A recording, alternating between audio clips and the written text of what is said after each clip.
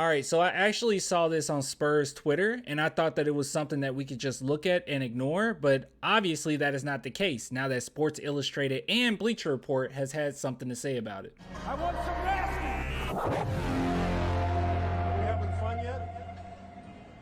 All right, I'm gonna try my best not to make this a long video. I'm gonna give you guys my thoughts on this, and it's pretty clear. Now, before we talk about this, really quick, if you guys want to support the channel, clanthemerchfan.com, link in the description, or become a patron, a YouTube member, only $2 per month. All those links are in the description. I appreciate all the love nonetheless. Oh my goodness, I just realized something. I just pulled a Nike. Oh my God, I need to fix that. I am so sorry. No wonder. I was wondering why this hoodie wasn't selling lately. Oh my goodness. You see this? I am so sorry. I just noticed it. I'm so unprofessional. I'm gonna fix that right after this video. I am sorry. It's actually not that much, I promise. It's $41.99 actually. Anyways, all right, let's go ahead and talk about this. So here we go. So Karl-Anthony Towns to the San Antonio Spurs.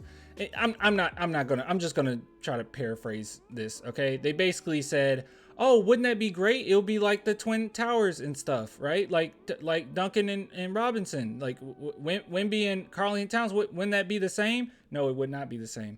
But not only that, it's just silly. What they actually suggest is just something I cannot get on board with whatsoever.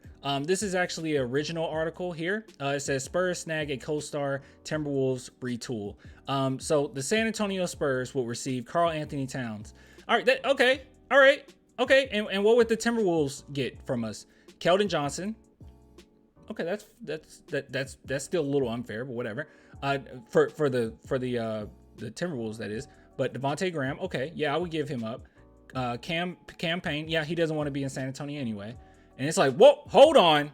2024 first round pick, top pick select or top 6 protected Toronto Raptors, and then 2025 first round pick Atlanta.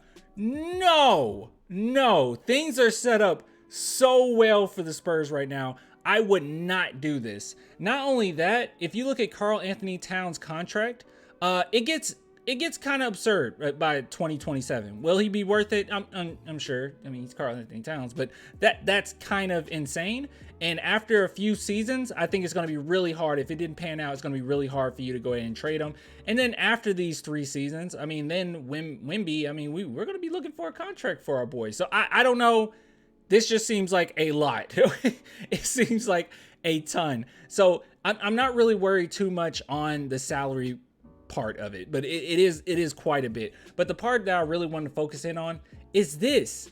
Why the heck would you give them? Okay, all right, let me say this. 2024 draft is not as good as 2023, not even close. But there is one thing about 2024.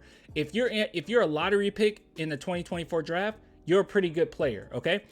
So this Charlotte Hornets, where it's protected 1 through 14, this means nothing to me. Like, I do not care about this whatsoever. But this one, this is very valuable. And then obviously our own is valuable. I'm not expecting us to get to the playoffs, but anything can happen. Let's say that we scrape in after the play-in. Okay, now ours isn't as valuable. But this right here, Toronto, if you pay attention to Toronto at all right now, this is huge. Okay, this deal that the Spurs got is huge.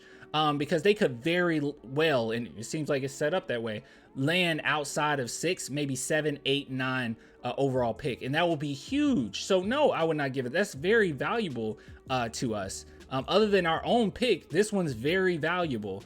Not only that, and then they said the 2025 Atlanta pick. Heck no. Once again, Atlanta, I'm expecting them by 2025 to not be in a great place. Okay.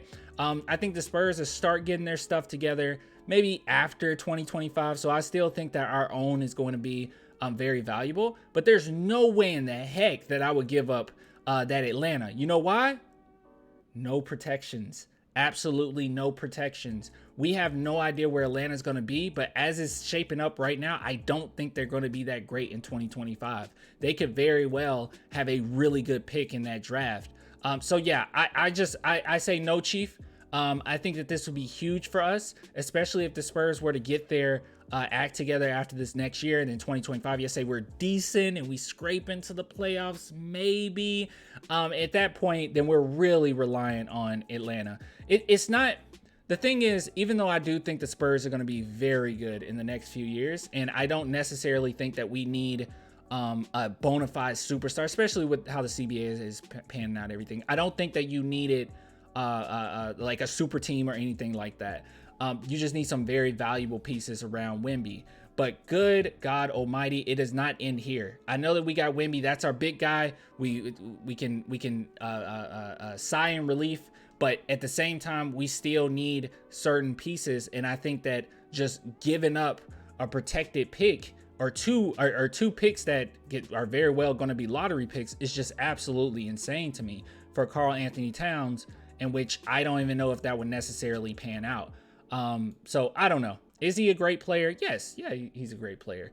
Popovich would get the most out of him, but let's not just automatically start to say, oh yeah, it'll just be like Duncan and David Robinson. No.